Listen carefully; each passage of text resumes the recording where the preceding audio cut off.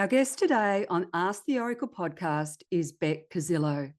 Bec is a dynamic spiritual business coach dedicated to empowering spiritual women to build and scale abundant, heart-led, and sustainable businesses.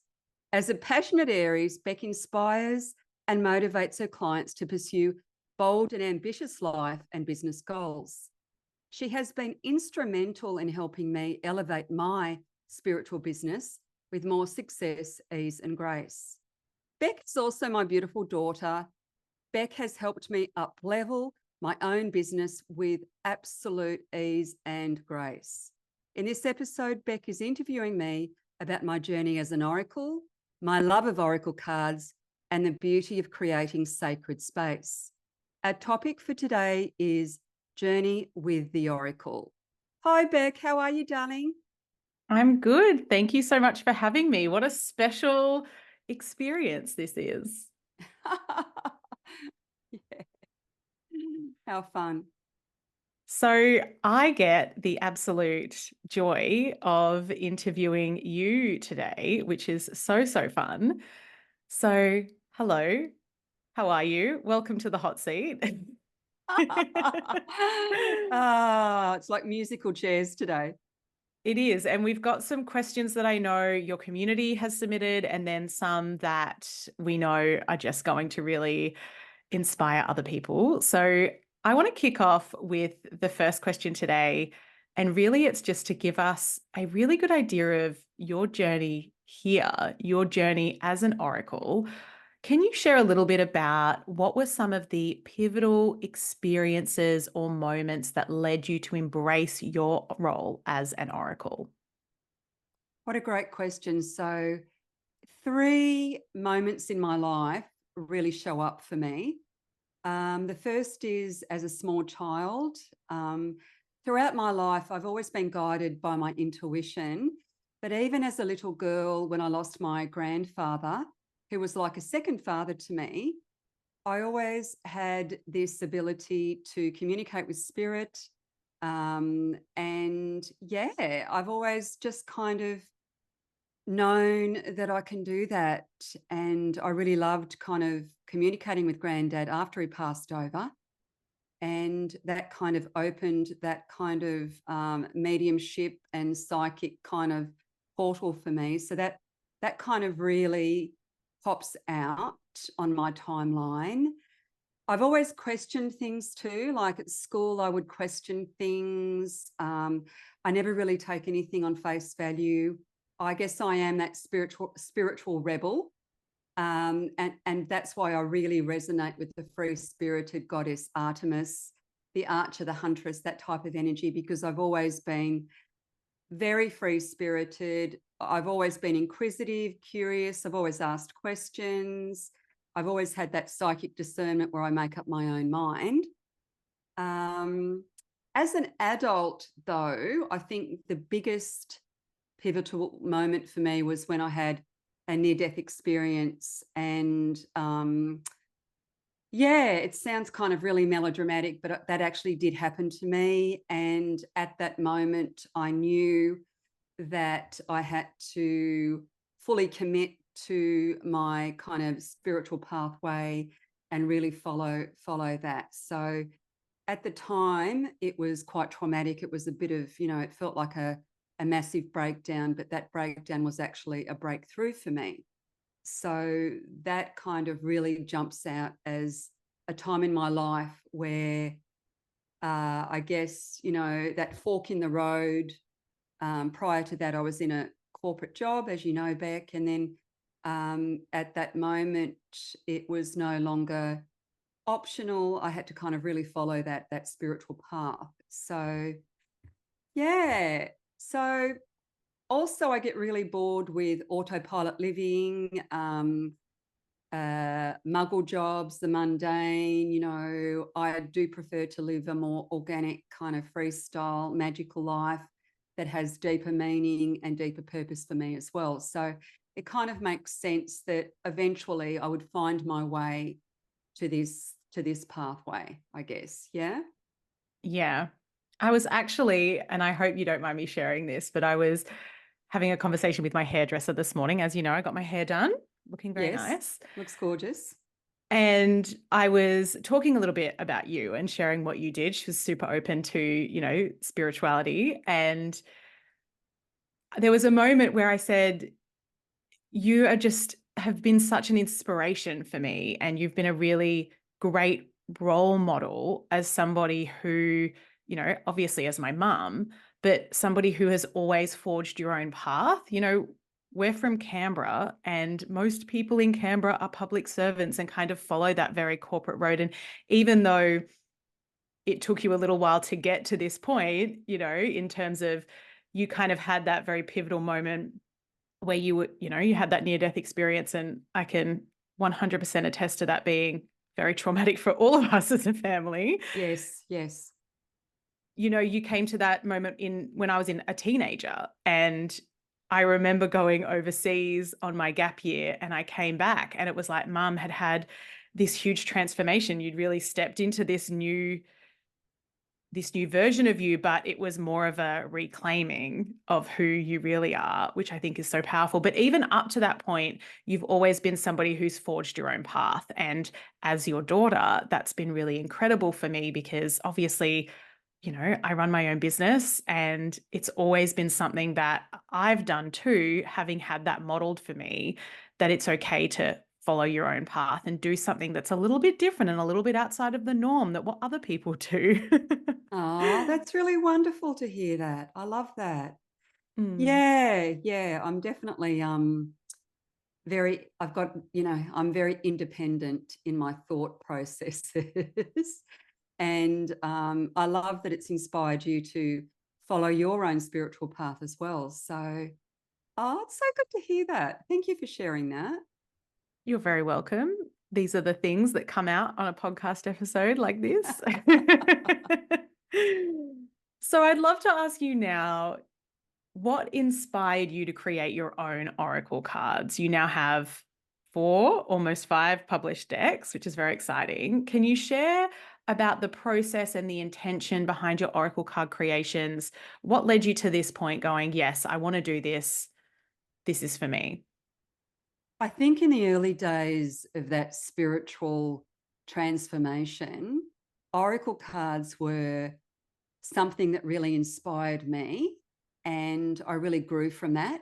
And I've always had a real connection to art and spirituality and, the magical realms. So I think oracle cards are just beautiful portals to much deeper meanings and messages. And I was one of those, I used to actually read the whole guidebook, like I didn't just pick up the deck. I'd read the guidebooks like they were actual books. And I don't know how many kind of decks I got over the years. And I just, yeah, because the Oracle really inspired me.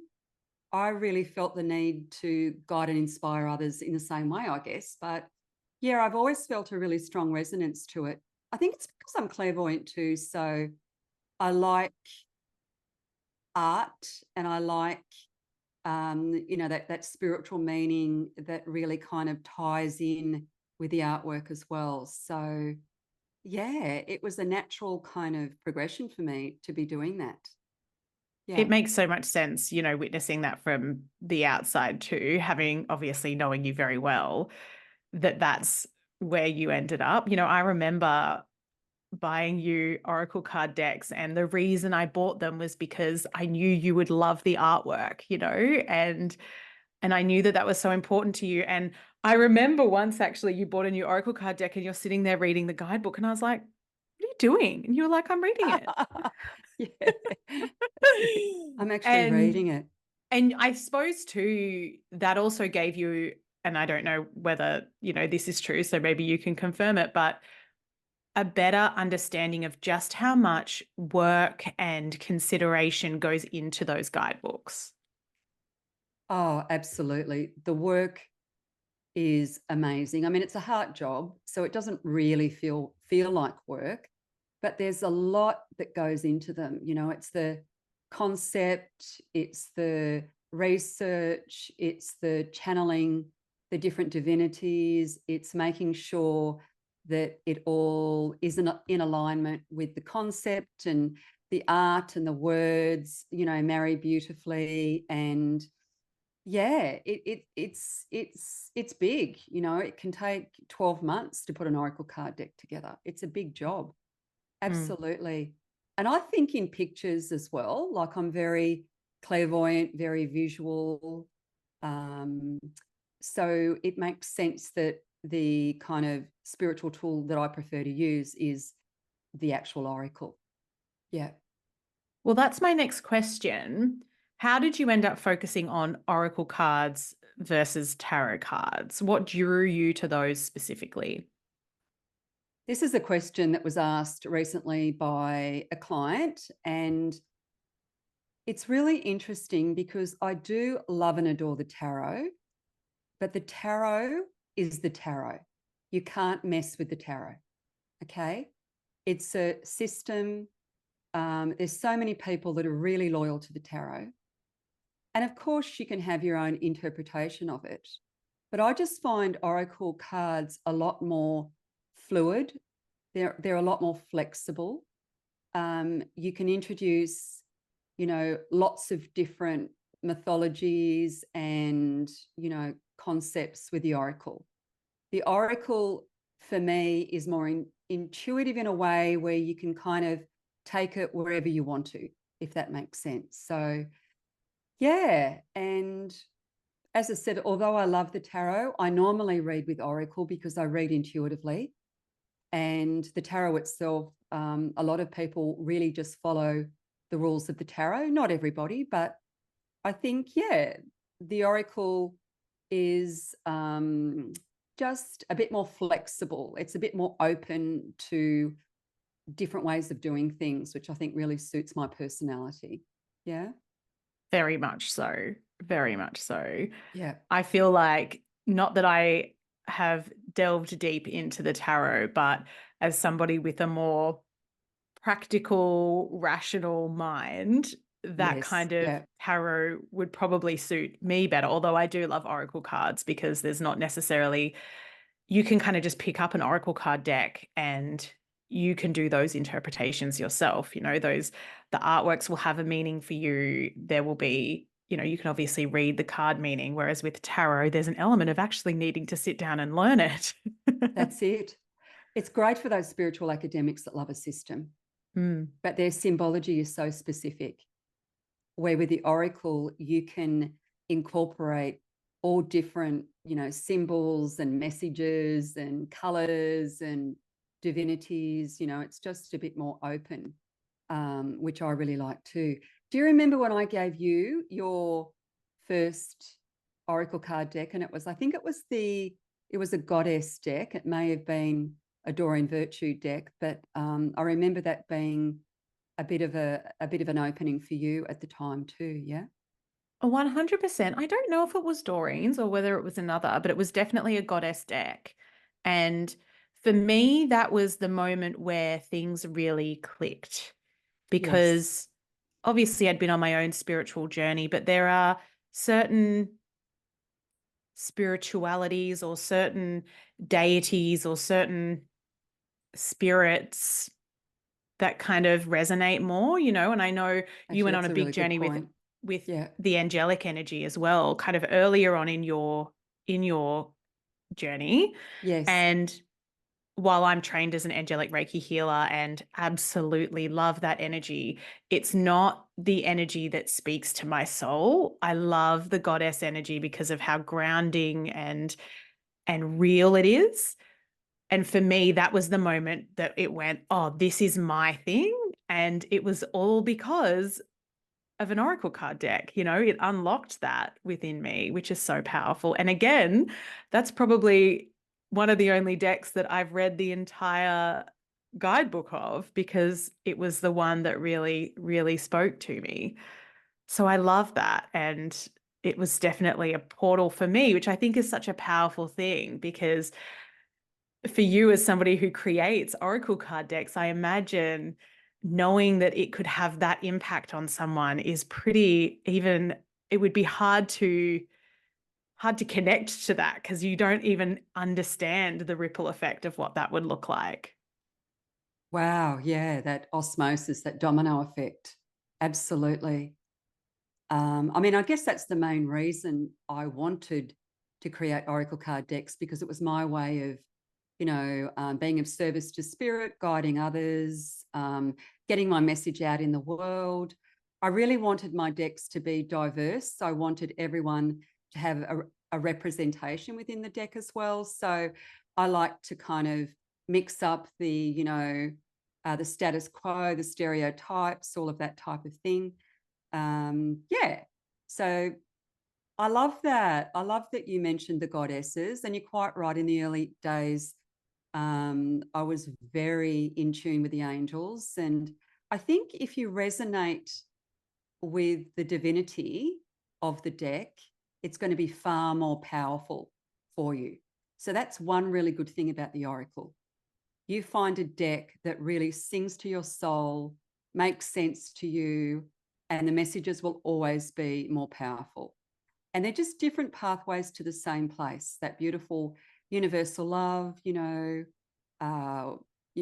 source, the creator, the divine, whatever you want to call it. But the pathway does need to make sense for it to kind of really resonate and the messages to be kind of taken on board. So, yay, I love that. It's a really, really powerful thing. I'd love to ask you now, how do you incorporate lunar energies and moon magic into your oracle readings, into your work? What does that look like? Really good question. Almost all of my decks have the moon. There's almost every second artwork there would be, the moon in whatever phase. So I just love the lunar phases. I love the perpetual cycle of the moon. I love, elemental magic. I love the seasons. I love flowing with the natural cycles and seasons. So it sort of makes sense to me that lunar magic is incorporated in all of my decks. But of course, I've got the Moon Temple Oracle deck coming out as well. In fact, it's probably already out, which is wonderful. So yeah, and the moon is an incredible luminary. The moon stabilizes the earth. The moon represents the sacred feminine in all her celebrated aspects. The moon, moves the ocean tide, the ebb and flow of the sea. Um, we're made up of water, and the moon has a very, very close connection with the water as well, with intuition, with all those beautiful kind of energies. So I actually kind of live with the moon, like, I observe the moon. I align my month to the moon. And I think it's just a really beautiful way to live, In a waning moon, you go within, you rest. In a waxing moon, you grow your soulful projects or whatever. In a full moon, you magnify things. In a new moon, you plant, seeds, you plant wishes and dreams. And it's just a really beautiful way to live. And I've always had an incredible fascination with the moon, with the cosmos, with the stars. I think for me, even as a child, knowing that the universe is so expansive and so beautiful that it kind of makes so much sense that the moon is incorporated into almost everything I do, actually. Yeah. And I love that so astrology, much. but I don't even really focus on the astrology too much. For me, it really is moon magic. It really is, what's your natal moon? What phase are we in? How's that going to influence your energy levels or your emotions or your, intuition or your magic, whatever it might be. So for me, it really is moon magic. It's more that than getting too caught up in the, I love astrology, but, all of those systems, I prefer to go directly to source. And in this case, it's directly to the moon. So, yay. I love that. And it probably keeps it more simple in a way, because you can obviously incorporate that into your daily life with ease, because it's not hard to find out what the moon phase is, and it's not hard to track that and follow that. You see it in the sky. We even have it on our weather apps on our phone. It'll tell you what phase the moon is in. It's very easy to find that information out and to then go, okay, well, it also just makes so much sense. When the moon is growing, we are growing We are things, as you growing. say. Yeah. Even gardeners follow the moon. Mm-hmm. You know, yeah, they plant on a certain phase of the moon, you know, like a new moon perhaps, you know. So it even influences nature and growth and our gardens and all of that. So yeah, and I like that flowy, easy energy. And I've always had this ability to find the easiest way to get to wherever I'm going. I'm sure a lot of people can So resonate with wanting to do that. that's it. And don't get me wrong, I love all the, you know, all the spiritual modalities and the spiritual sciences. I love all of that. But yeah, I've always been, you know, that flowy kind of, you know, Piscean that loves to just, you know, find the easier, flowier way to get to there. And I think if you keep it simple too, you're more likely to do it.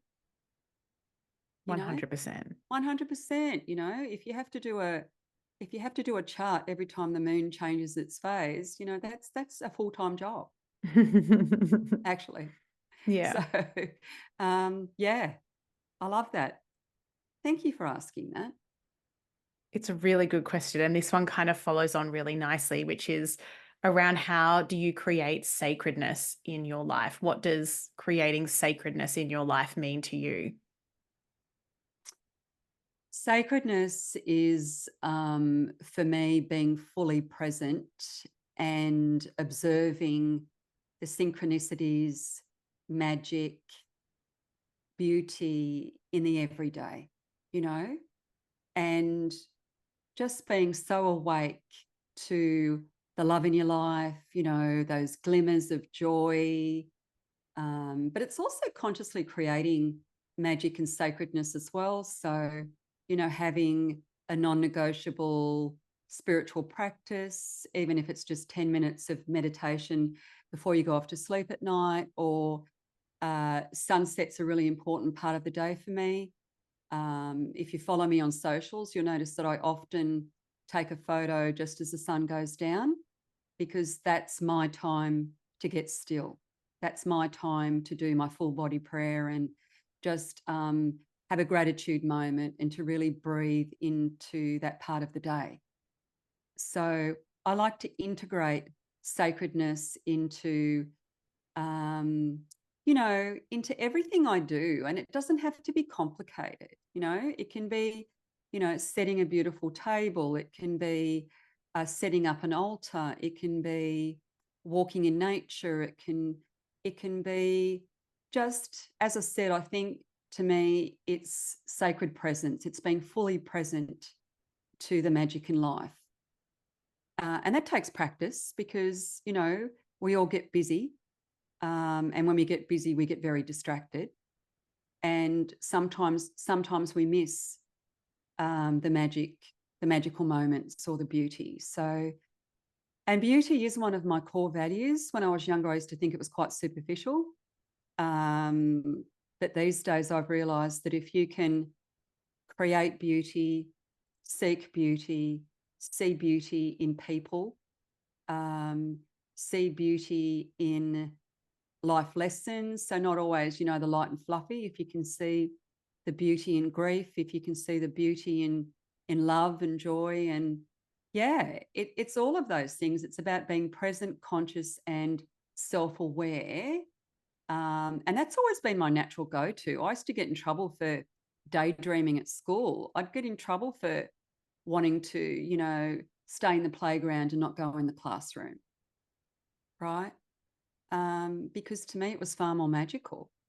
So I've always been a bit like that. This isn't new for me, you know? Yeah. And it's also being that seeker. So consciously seeking, more wisdom, more knowledge. It's an ever evolving journey, and it's not like you ever really arrive. So I think it's about making space in your life for spirituality that makes sense for you. And that's why I love spirituality too, because it's not necessarily religion, although it can be. It's more about, what floats your boat, what makes your heart sing, you know. Susie's got Susie religion, Bec's got Bec religion. And I think that's how it should be, because I think we should all be very discerning and go with what feels right in our life. Yeah. Yay. So elemental magic comes naturally to me. I've always done it. Yeah.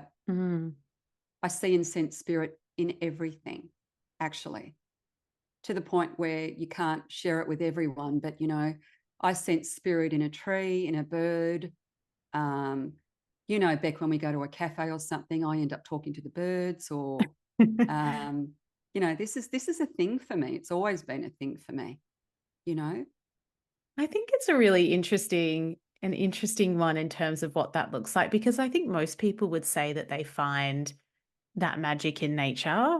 And, I know if I ever see, I literally saw this morning as I was leaving my bedroom, I just saw this little shadow of a bird, and I was like, oh, and I took the time to go back into my bedroom and look out the window, and I saw this little bird titillating along the little fence outside. I And love that. I thought of you because I know how much you love birds and you're connected to that.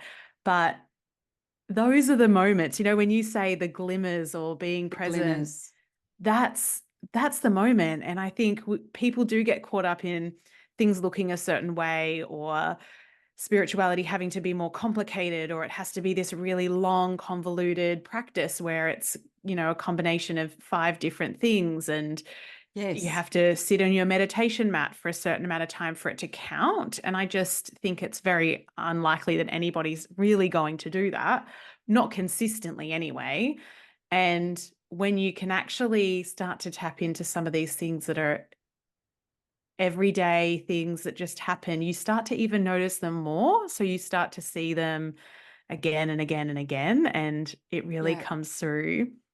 And the other thing that I think I was thinking about as you were reflecting is, no matter what people identify as, I know that people have those certain associations with things. My mother-in-law, whenever she sees a kookaburra, she connects that with her past loved ones, her mother who's Yes. passed, and Yes.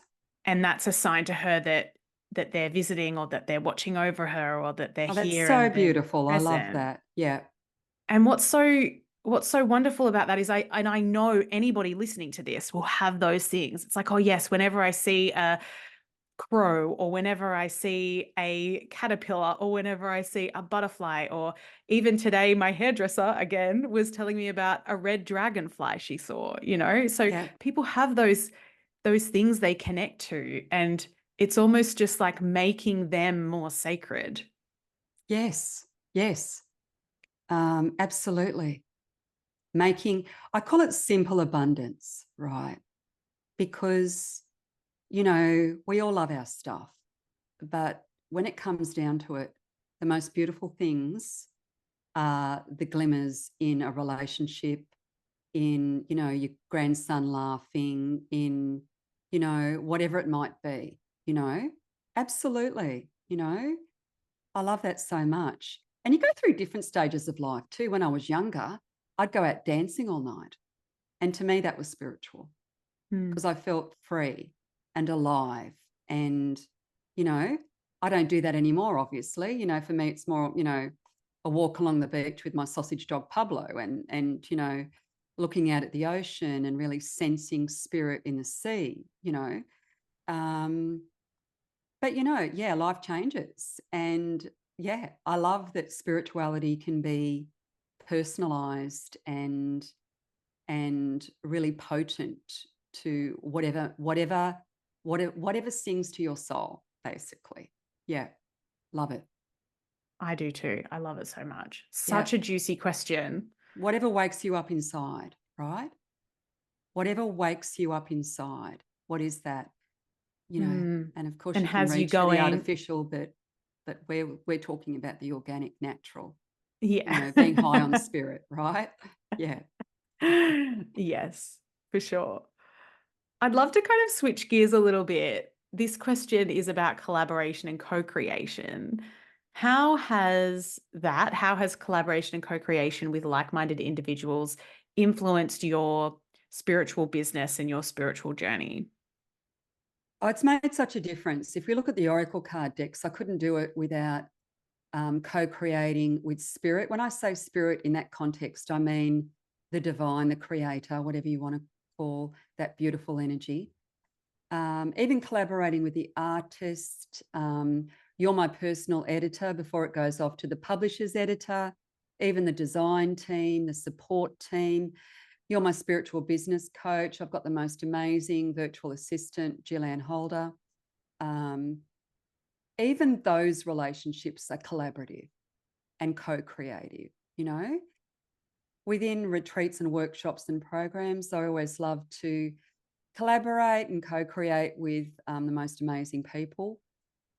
And even my own community, that kind of global, like-minded, love-hearted community, inspires, supports, and enriches me every day. It's kind of like even my own, Temple of Intuition Facebook group, like collaboration can be a business collaboration, but a lot of the time it's just communication and connection. And but of course, the best co-creation is when you co-create with spirit, like, and you get lost in that euphoric, creative, wonderful energy. I mean, that's the best co-creation of all. But yeah, it's terrific. So, and I really do see the people in my community that way. Like, even, yeah, I like to kind of appreciate everyone for their valuable contribution to everything too. So, yeah, it's really helped me. Not it isn't just the friendships, it's all, which are wonderful, but it's also supporting each other to do incredibly amazing things. I think that's the important thing, lifting each other up, supporting each other, that type of thing. But it's definitely made a huge difference to the success in my business. The collaborations that I've had along the way. That can be, teacher, student, student, teacher as well. Yeah, it's made such a difference to me. I love it. When you work on your own too, and I know that I talk to a lot of people every day, but when you work on your own too, I think when you hang out with like-minded people and collaborate and co-create, I think that just enriches the whole process, really. It's really beautiful. I love it. I couldn't agree more. And I know you and I have obviously had the opportunity to collaborate so much over the years, which has been so fun. And the one thing that really stood out to me when you were sharing just then about everybody having that contribution, you and I have hosted many a women's circle and many workshops and retreats, Yes. and we always sit in a circle. And part of that is being in equal space. Everybody brings something to the circle. Everybody is equal in the circle. There's no hierarchy in that way. And I know for you, that's something like I even hear your voice saying that Yeah. because I've heard you say that so many times. Yes. Yeah, I love it. Everyone has an equal place in the circle. There's no beginning, there's no ending. It's high vibrational, but not hierarchical. And even if you're the space holder and the priestess of that particular space, everyone within that space is equal and their contribution is significant and special. And yeah, I'm passionate about that. And I know you are too. And if anything, it just makes everything just so much more beautiful, because when people share, I mean, even as a space holder, you learn and grow from the people around you. You hear the most profound things and you think, oh my goodness, that's amazing. but also, you know, having everyone contribute their passions and their gifts and their, you know, I think that just makes the community more well-rounded and just so much more dynamic. It's just really beautiful. I love it. Yeah. So good. This next So good. question is along the same lines around spiritual business. What advice would you give to someone who is looking to start, who wants to start their own business? What would you say to them? I think get really clear on your core values and your mission, but also understand that the mission can evolve and change as we grow and change too. So, but you do have to start with a vision. So get clear on your vision. Don't overthink it. Don't get in your own way. Just start, you know, day by day, you know. Yeah, I think, but I do think, you know, if you align everything to what, you know, makes sense to you, I think that makes a huge difference as well. So getting super clear on your vision, on, you know, what really brings you a lot of joy too. I think that's important. Yeah.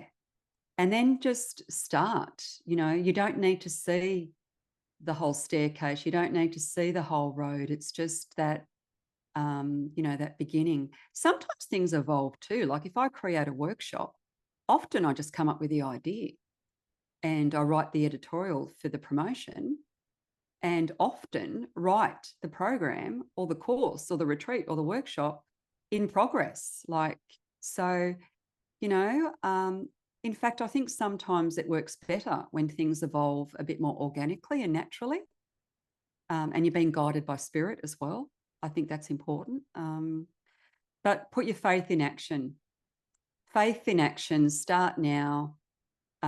Say goodbye to perfectionism because it's far more powerful and enjoyable if it's authenticity, if you're being authentic about it too.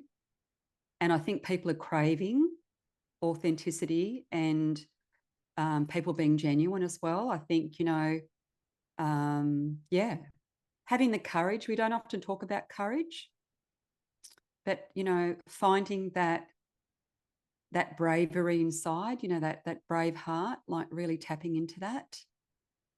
Don't be afraid to ask for help and support because you don't have to know everything and you don't have to do those things that you actually don't want to do either. You taught me that, Bec, and I wish I had have learnt that, you know, 15 years ago, really. Sometimes you think that you can't afford to invest in your business, but you really can't afford not to, because the moment you invest is the moment that you start earning more money anyway. And, you know, and it's because you're not going to do those things that you don't like doing. Yeah. You're not going to, you know, if you don't like selling, get someone selling for you. I don't know. So having the courage, and I saw something you said the other day and I thought it was really brilliant, you know, do that hard thing. You know, I know we talk about flowy, ease, grace, you know, going with the flow, going, you know, surrender and all of that. But sometimes you actually do have to work. Sometimes you do have to do that hard thing, even if it feels a little bit uncomfortable, because there's always discomfort in growth, especially if you're creating, you know, a new neural pathway or perhaps, you know, it's uncharted territory. It's always going to feel a little bit uncomfortable, but sometimes you actually have to, you know, yeah, feel the fear and do it anyway, I suppose, you know. But having faith too, you know, that's very spiritual, having faith, you know, faithing it till you make it, not faking it, but faithing it, having the faith. And if you can't have faith in yourself, have faith in a higher power. You know, if you're not having a good day, surrender it up to spirit and let spirit take care of it for you. So you don't have to do everything. You don't have to worry about everything. Yeah, I think ask for help, say goodbye to perfectionism, do what brings you joy, actually. Because if you don't, you're not going to sustain it. If it doesn't make sense to you, you're not going to maintain it. There's no way, you know? Yeah, it needs to make sense and it needs to be congruent to your core values, actually. Yeah. Did So that answer good. that? It did. And I am nodding along because I wholeheartedly agree with you. It's a really interesting thing to hold two things at once, you know?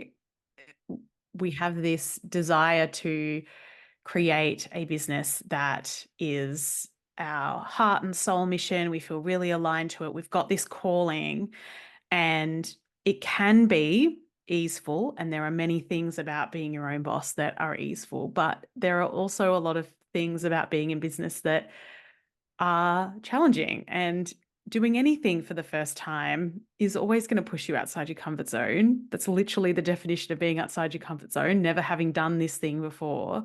Yeah. And when you're in business, you do those things regularly. You're constantly doing new Yeah. things and pushing those edges, and it's Yes. not always comfortable.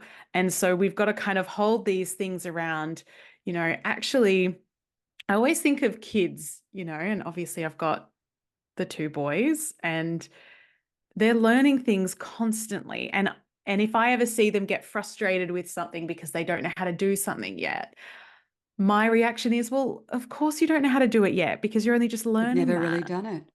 Yeah. And we don't give ourselves that grace around No. that. We Yeah. give kids grace around that because, of course, they're not going to know how to do that thing. But when we're learning something, we want to know how to do it straight away, or we want to be really good at it straight away. And it's Yeah. just not a thing. It's not a thing. And I think too, because it is, if you're running a spiritual business, the law of attraction is a wonderful thing. Manifestation is a wonderful thing. But there was a period in the new age space where all you had to do was wish for it, right? But, part of the wishing is, having faith and trust that it's actually going to come to fruition, which means that if you know it's going to come to fruition, then maybe you're going to action it anyway, right? If you had absolute faith, you'd be doing it already, Yeah. right? So, yeah, I love that so much. Absolutely. And I love that explanation about kids. We're always saying, just give it a go, try, have fun with it. You don't have to get it right the first time, like you've never done this thing before. So, of course, it's going to be a little bit scary, but, you'll be fine. Yeah. But as adults, I don't know, all of a sudden you're supposed to know everything or know how to do everything, or it's quite a weird thing, Yeah, I love that. It's The so other good. thing that comes up for me as you were sharing is around it being you're being guided here. I You're truly being believe that guided. if you have a desire, Yeah. if you really want something, Yes, then you are being guided to that. And exactly. you're channeling that. And in order to Yes, get there, you've got to learn something new or do something that's right. uncomfortable or move through it. And then you get it, Yeah. and you're being shown that probably not because of the end result, but because Yes. of who you're going to become on the journey there. Exactly right. It's never really about the outcome. I love a good accolade. Over the years, I've, even when I was in the sales space, I'd love to get that, best salesperson of the month or whatever it was, right? Um, but after a while, you realize that you get that thing, and it's like, oh, okay, well, it's the journey. It really is about the journey. It's about the growth. It's about learning. It's about enjoying the journey. It sounds very corny, but it's true, because often you get there and you go, oh, okay, that What's was good and next? everything, but what's next, right? So, absolutely, I love that so much. Yeah. So good. Such a good question to kind of reflect on. So, the final question I have for you today is, how do you balance your personal spiritual practices with running a business? What does that look like? Well, I'm a little bit lucky because everything I do in my business is spiritual. It's either, psychic work or mediumship work or psychic coaching or what I love about what I do is I get to do woo woo all day long if I want to. Yeah, but that's a really, really good point because not all parts of my business are spiritual, like, paying the bills or or whatever it might be. Um, yeah, I think I think weaving the spiritual into everything that I do anyway, but also I do tend to delegate the things that aren't spiritual actually. Mm. I have a bookkeeper and I'm sure she finds bookkeeping spiritual in some way, right? But it's not for me. Um, yeah, I think that's the best thing, you know. Yeah, it took me a long time to realize that you can actually do what you want to do, and somebody can else do what you don't want to do, but they actually like doing it. So it sort of makes the world go around. Where in the early days, I'd try and do everything, even the things that I didn't like doing. Um, and then, the tax had become a problem or whatever it might be. So um, I think follow your heart, listen to your inner guidance system, do what feels right for you. And of course, you do have to do some things you don't like doing. Um, but yeah, I think it's about weaving your spiritual principles into your work, which means for me, it's ethical to be on time to a session. It's ethical to, um, you know, to do my very best. You know what I mean? Like yeah, that sort of stuff's important to me. Um, yeah. Does that answer that? It does answer that. And I think it's an interesting question because, yes, on one hand, all of the work that you do is spiritual, but that also doesn't necessarily mean you're doing your own spiritual practice as part of that. And Yeah, I know good you point. do that I do, because you yeah. weave it in, but Yeah. it's not necessarily a given. I think it's okay to have a break from it too. Like I love everything spiritual, you know that, Bec, right? And I actually do integrate it into my day, into my week, outside of my work. But it's also okay. It's also okay to live a practical, pragmatic life where every now and again, you get to just hang out at a cafe or go and see a friend or, you know, um, but I guess even within those conversations, you weave it in because you have those kind of spiritual principles as well. But yeah, I think it's okay not to be spiritual on all of the time, if that makes sense. Yeah. Not everything has a deep meaning either. No, that can drive you a bit nuts, can't it? And I think if you tried to find meaning in everything, yeah, it would drive you a bit I nuts. think it would. Yeah. Mm. Um, as you know, Dad's always saying to me, I think you're reading too much into it. And, I joke and say, well, that's what people pay me for. But in saying that, yeah, I think there does need to be some healthy boundaries, some healthy detachment, um, create space in your day too, where you can get grounded, you can, live, a physical life as well. I think, all of that's really important. Yeah. Yeah, Yeah. agreed. You know that I am all about that. Yeah. Here for the 3D experience of this 5D life, you know? That's right. Um, of course, I'd love to do meditation 24 hours a day, but it's not realistic, right? So, yeah. Yeah. Beautiful. Well, that is all of the questions that I've got to ask you today. Thank you for being in the hot seat and allowing me to come on and interview you and be the guest host of the Ask the Oracle podcast. It's a bit fun to get to sit in this seat and interview you in this way. Oh, I just love it. You know me better than anyone else. Like, we're so super close. And I just so love that we share spirituality and the everyday magic together. And it just made sense that you interview me because, yeah, it was fun. I loved it. Thank you so much. You're welcome. It's been an honor. And, I absolutely love and adore you as my mum, but also as a friend and a collaborator and partner in all things goddess.